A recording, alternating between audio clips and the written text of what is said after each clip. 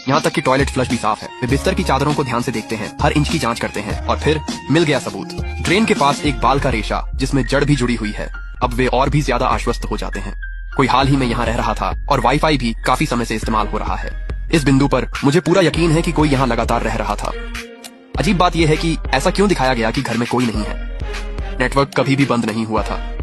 कोई लगातार कंप्यूटर पर था और घंटों तक लॉग इन रहा। आपने कहा था कि उसका एक्सीडेंट मई में हुआ था, लेकिन 13 मई से आईपी एक्टिविटी 7 दिनों के लिए बंद हो जाती है और 7 दिन बाद फिर से शुरू हो जाती है।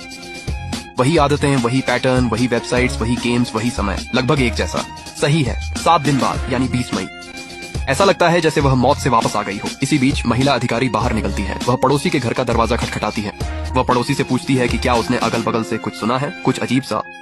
लेकिन वह आदमी कहता है नहीं, वहाँ तो पूरी तरह से सन्नाटा है। वह बताता है कि प्रॉपर्टी मैनेजर से सुना था कि वह लड़की 6 महीने पहले गुजर गई थी। अधिकारी साझा दीवार पर दस्तक देती है। कुछ भी अजीब नहीं। वह आगे बढ़ जाती है। दूसरी ओर एक बूढ़ी औरत रहती है। पुलिस वाली उसे बताती है कि वह लड़की 6 महीने पहले मर गई थी। वह औरत सिर हिलाती है, ऐसा नहीं हो सकता, उसने तो पिछले हफ्ते ही मेरी जान बचाई थी। पुलिस वाला देखता है कि वह सच कह रही है तो वह पुष्टि के लिए एक फोटो निकालता है। बूढ़ी औरत फोटो को ध्यान से देखती है। हाँ, यही है। कहती है कि वह लड़की हमेशा उसकी मदद करती थी, बस हाल ही में नहीं दिखी। 3 महीनों में 13 बार आई, हमेशा फेस मास्क पहने, हमेशा सफेद पायजामा सेट में। शायद उसकी रंगत गोरी थी, लंबे बाल, बड़ी काली आंखें, डबल पलकें। लेकिन कुछ तो थोड़ा अजीब है, उसकी पुतलियां बेहद काली हैं। ऐसी आंखें जैसे पूरी कहानी सुना सकती हों। थेरेपिस्ट खो जाता है, बस फोटो को घूरता रहता है। महिला अधिकारी खबर लेकर लौटती है। उसने लड़की के दोस्तों से बात की। मालूम हुआ वह लड़की मजेदार थी, हमेशा मजाक करती, डिलीवरी नोट्स के जरिए शरारतें करती थी। ये तो बिल्कुल वही है जो वह करती। और उसे फ्राइड चिकन बहुत पसंद था, लेकिन उसने कभी भी फेस मास्क नहीं पहना था, कभी भी नहीं। चेंशी ने फ्राइड चिकन जरूर खाया था, बस उसने कभी फेस मास्क नहीं लगाए थे। डीएनए रिपोर्ट आ गई है, वो बाल चेंशी के नहीं है। ये खबर बिजली की तरह गिरती है। सभी हैरान रह जाते हैं। पुलिस वाला तुरंत वापस जाने का फैसला करता है। वह डिलीवरी वाले को नीचे इंतजार करने के लिए कहता है। वे फिर से अपार्टमेंट में हैं। सबसे पहले मास्क से फिंगरप्रिंट्स उठाओ।